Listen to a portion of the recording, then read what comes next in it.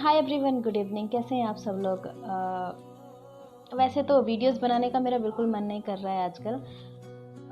Situation बहुत ज़्यादा critical हैं और सभी लोग डरे हुए हैं, हम भी डरे हुए हैं।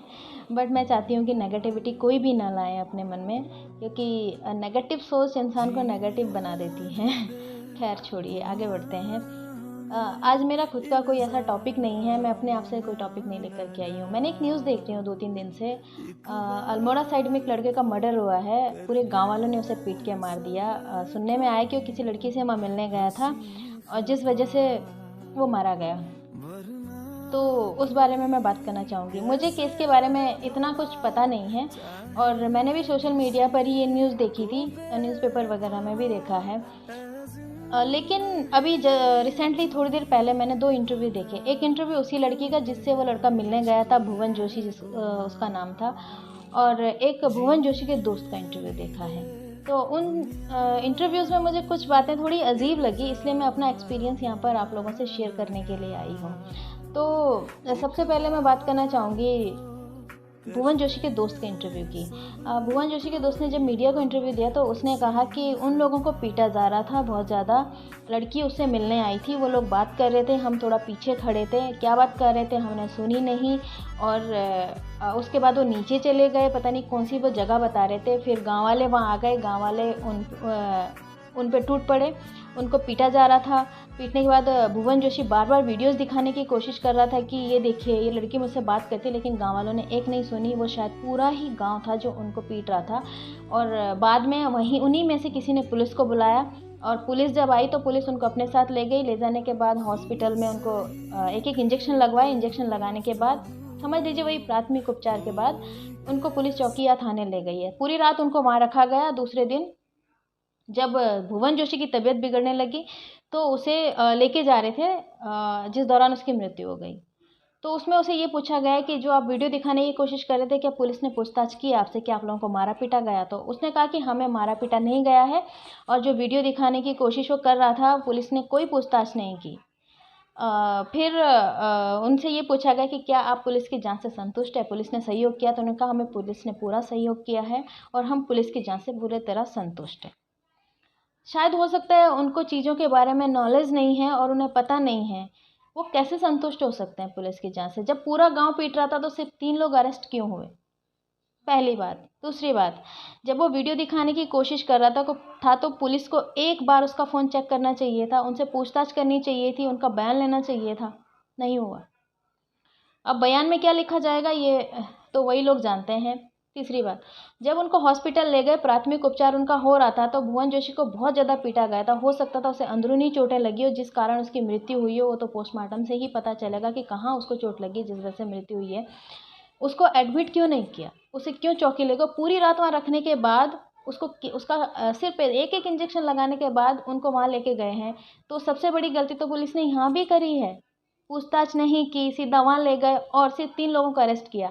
इस केस में तो पूरा के पूरा गांव उस लड़की सहित सब के सब पुलिस चौकी में होने चाहिए थे। आई विटनेस था उनके पास, आई विटनेस की कोई वैल्यू नहीं रखी गई, सिर्फ 3 लोगों को अरेस्ट किया गया। कहते हैं ना भीड़ का कोई चेहरा नहीं होता है, लेकिन जब आई विटनेस था तो आई विटनेस से ये तो पूछा जा सकता था कि कितने लोगों ने आपको पीटा? यहाँ किसी की मौत हुई है।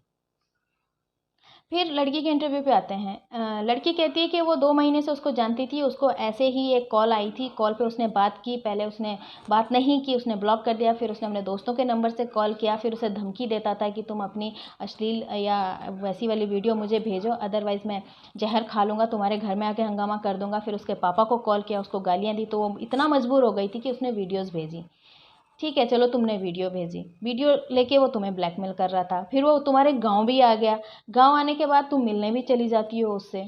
कहानी में झोल तो लगता है। पहली बात, कोई आपको ऐसी अननोन नंबर से कॉल आती है, आपने बात कर ली। आप मात्र 16 साल के हो, आप कहते हो कि आप 16 साल के हो। 16 साल की उम्र में आप बातचीत कर रही हैं, आप उसको अश्लील वीडियोज़ भी भेज रही हैं। ऐसी काम, इस तरीके की हिम्मत लड़की तब करती है या तो वो किसी को बहुत अच्छे से जानती होगी या उसकी दोस्ती होगी, तभी वो इस तरीके का करती है। मिलने भी वो तभी जाती है। कोई किसी को ऐसे ही कॉल करेगा, वो आपको जानता नहीं है, और धमकी कैसे दे दिया? गांव का पता कैसे कर लिया? चलो मानते हैं उसने कर लिया, आजकल बहुत ज़्यादा सोशल मीडिया वगैरह पता चल जाता है, कोई बात नहीं, उस चीज़ को साइड रख देते हैं। लेकिन आप क्यों मान गई उसकी बात को? अगर इस तरीके की वो हरकत कर भी रहा था तो एक लेटर तो बनता था, पुलिस को लिख सकते थे, आपके पापा लिख सकते थे जिनको वो धमकियाँ देता था फ़ोन करके।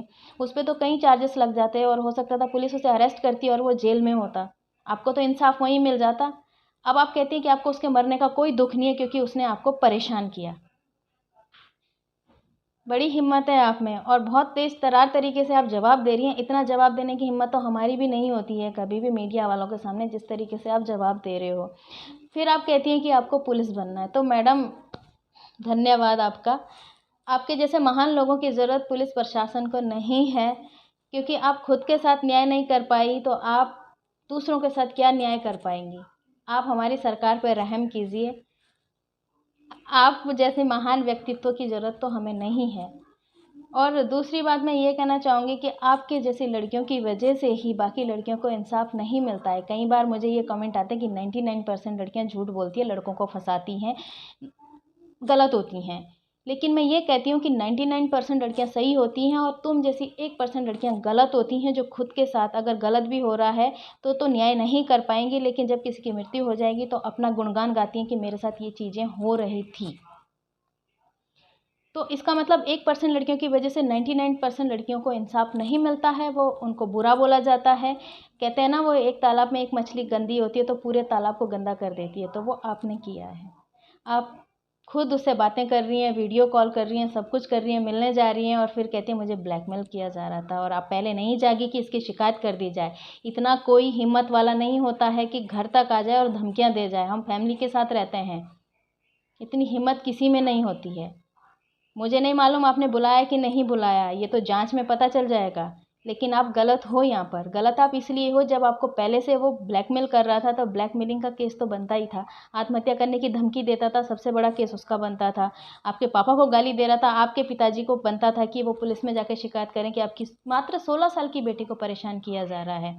कोई लड़का 16 साल की बेटी है और फिर आपको कॉल कर रहे हैं और फिर भी आप कोई एक्शन नहीं ले रहे हैं, तो सबसे बड़ी गलती आपकी है। इस टाइम पे आपका पूरा गाँव मुजरिम बन चुका है और मेरे हिसाब से तो पूरा गाँव अरेस्ट होना चाहिए था। मेरे हिसाब से तो ये लड़की को बाल सुधार गृह भेज देना चाहिए, क्योंकि मुझे लगता है कि समाज के लिए खराब हो। इस तरीके से और लड़कियों को न्याय नहीं मिल पाएगा। आप अगर अपने लिए आवाज़ नहीं उठा पाई पहले, तो आप तो मृत्यु हो गई किसी लड़के की, अब क्या कर लेंगे आप? बाकी अदालत देखेगी क्या होता है। हम तो चाहते हैं कि लड़के को न्याय मिले, क्योंकि किसी को मारने का अधिकार हमको नहीं है। हमारे साथ गलत होता है, हम उसकी शिकायत कर सकते हैं, पुलिस हमारी मदद करती है, सामने वाले को सज़ा भी मिलती है। तो मैं भी यही चाहती हूँ कि इंसाफ़ मिले। बाकी आगे कानून क्या कहता है, अदालत क्या कहती हैं, उन पर डिपेंड करता है। आज के लिए सिर्फ इतना ही। Thank you so much.